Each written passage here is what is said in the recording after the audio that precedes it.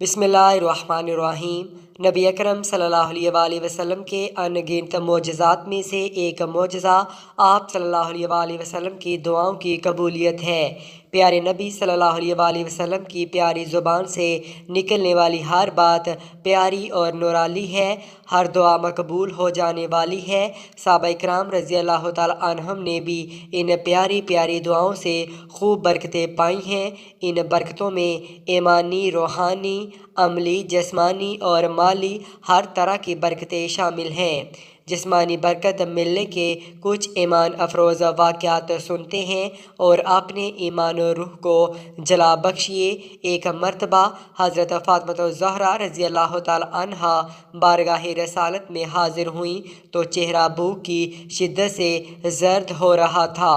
آپ صلی اللہ علیہ وآلہ وسلم نے دعا کی کہ اے اللہ، بھوک کا پیٹ بھرنے والے، اے عاجز کو بلند کرنے والے، تو فاطمہ بنت محمد صلی اللہ علیہ وآلہ وسلم کو بھوکا مت رکھ۔ دعا کی برکت ظاہر ہوئی اور اسی وقت حضرت فاطمہ الزہرا رضی اللہ تعالی عنہا کے چہرہ مبارک کی زردی پر سرخی غالب آ گئی۔ بعد میں کسی نے پوچھا تو حضرت فاطمہ الزہرا رضی اللہ تعالی عنہا نے فرمایا، اس کے بعد میں کبھی بھوکی نہیں ہوئی۔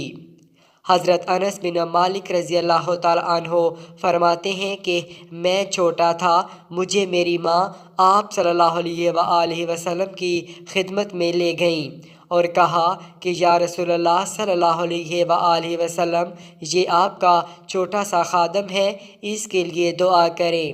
حضرت انس رضی اللہ تعالی عنہ کہتے ہیں کہ حضور صلی اللہ علیہ وآلہ وسلم نے مجھ سے پوچھا، انس کیا دعا مانگوں تمہارے لیے؟ میں نے کہا، یا رسول اللہ صلی اللہ علیہ وآلہ وسلم، لمبی عمر، بہت پیسہ چاہیے، بہت اولاد چاہیے۔ نبی رحمت صلی اللہ علیہ وآلہ وسلم نے 3 دعائیں فرمائیں، اے اللہ، اس کے مال اور اولاد میں کثرت عطا فرما اور اس کو جنت میں داخل فرما۔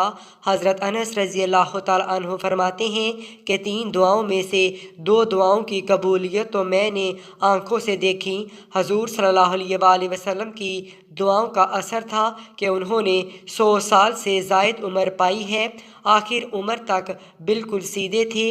فرماتے ہیں اپنی اولاد کے بارے میں کہ اپنی زندگی میں بیٹے بیٹیاں، پوتے پوتیاں، نواسے نواسیاں جو اپنے ہاتھوں سے دفن کر چکا ہوں وہ 90 کے لگ بھگ ہیں اور 200 موجود تھے۔ کہتے ہیں کہ اپنے مال کے بارے میں اندازے سے بھی نہیں بتا سکتا کہ میرے پاس کتنا مال ہے۔ حضور صلی اللہ علیہ وآلہ وسلم کی دعا کی برکت ہے، ہر شخص کا باغ سال میں 1 مرتبہ پھلتا ہے، میرا باغ سال میں 2 مرتبہ پھلتا ہے اور پھلوں میں مشک کی خوشبو آتی ہے۔ فرمایا کرتے تھے، تیسری دعا یعنی جنت میں داخلے کی دعا کا جلوہ بھی ضرور دیکھوں گا۔ حضرت حنظلہ بن عدیم رضی اللہ تعالی عنہ ابھی لڑکے تھے، والدہ ماجدہ نے بارگاہ نبوی میں دعا کے لیے عرض کی تو نبی رحمت صلی اللہ علیہ وآلہ وسلم نے آپ کو قریب بلایا تو پھر آپ کا ہاتھ پکڑ کر آپ کے سر پر اپنا ہاتھ پھیرا اور یہ دعا دی، اللہ تجھے برکت دے۔ اس دعا کی برکت کا ظہور کچھ یوں ہوا کہ جب کسی بکری یا اونٹنی کا تھن سوج جاتا، آدمی کے جسم پر کسی جگہ سوجن آ جاتی تو آپ بسم اللہ کہہ کر اپنے سر پر یا اس جگہ مسا کرتے جہاں نبی کریم صلی اللہ علیہ وآلہ وسلم نے دست کرم پھیرا تھا، پھر اپنا ہاتھ ورم کی جگہ پھیرتے تو وہ ورم دور ہو جاتی۔ حضرت سعد بن یزید 94 سال کی عمر میں بھی قوی اور توانا تھے اور یقین سے فرماتے تھے کہ مجھے اپنے کانوں اور آنکھوں سے جو فائدہ حاصل ہو رہا ہے وہ دعائے رسول اللہ صلی اللہ علیہ وآلہ وسلم کی برکت سے ہی ہے۔ میں بچپن میں بیمار ہوا تو خالہ مجھے بارگاہ رسالت صلی اللہ علیہ وآلہ وسلم میں لے آئی۔ نبی رحمت صلی اللہ علیہ وآلہ وسلم نے میرے سر پر اپنا دست اقصد پھیرا اور دعا کی برکت کی۔ ایک موقع پر حضرت ابو قتادہ رضی اللہ تعالیٰ عنہ کو دعا سے نوازا، اے اللہ اس کے بال اور کھال میں برکت دے۔ حضرت ابو قتادہ رضی اللہ تعالیٰ عنہ کا انتقال 70 سال کی عمر میں ہوا، لیکن دکھنے میں آپ 15 سال کے لگتے تھے۔ حضرت عمر بن حامد رضی اللہ تعالیٰ عنہ نے ایک مرتبہ نبی کریم صلی اللہ علیہ وآلہ وسلم کو دودھ سے سیراب کیا تو زبان رسالت پر یہ دعائی کلمات آئے، تو اس کی جوانی کو اس کے لیے نفع بخش بنا دے۔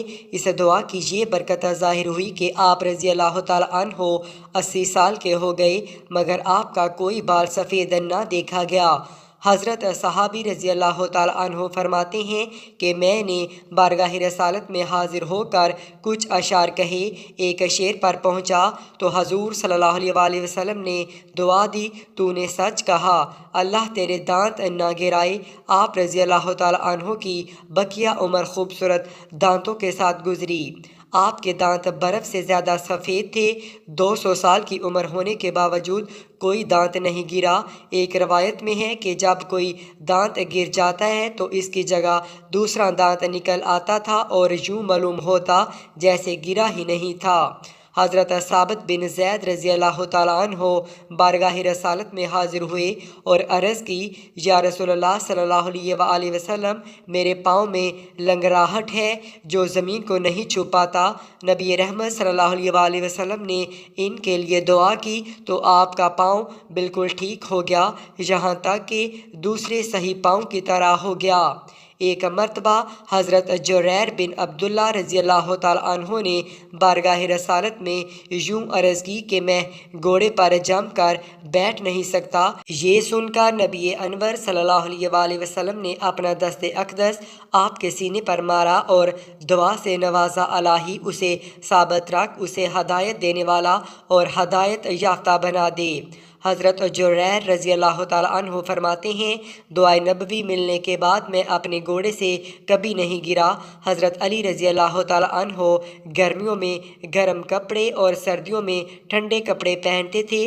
کسی نے وجہ پوچھی تو ارشاد فرمایا، حضور صلی اللہ علیہ وآلہ وسلم نے غزوہ خیبر کے دن مجھے بلانے کے لیے کسی کو بھیجا، اس وقت میری آنکھیں دکھ رہی تھیں، میں نے بارگاہ اقدس میں حاضر ہو کر ماجرا عرض کیا تو آپ صلی اللہ علیہ وآلہ وسلم نے اپنا لاب دہن میری آنکھوں میں لگایا اور ساتھ میں یہ دعا بھی فرمائی، اے اللہ علی سے گرمی اور سردی دور فرما دے، اس دن سے مجھے نہ تو گرمی لگتی ہے اور نہ ہی سردی۔ اللہ پاک ہمیں بہتر عمل کرنے کی توفیق عطا فرمائے۔ اللہ پاک حضور صلی اللہ علیہ وآلہ وسلم کے صدقے میری اور آپ کی بخشش فرمائے۔ اللہ تعالی ہمیں نیکی کی بات کو سننے اور اس پر مکمل عمل کرنے کی توفیق عطا فرمائے۔